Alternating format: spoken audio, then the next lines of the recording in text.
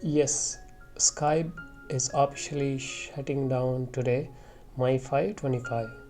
After 25 years of service, Microsoft is retiring the platform to focus on its Microsoft Teams. What happens to Microsoft Skype user?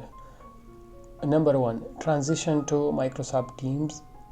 Skype user can migrate to Microsoft Teams free using their existing Skype credentials. Number 2. Data migration.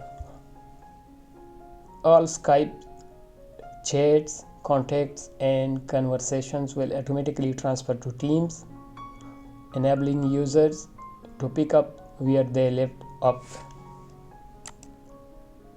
Number 3. Paid Skype services.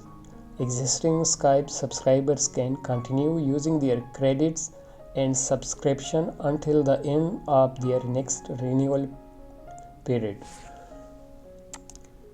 Number 4. Data export.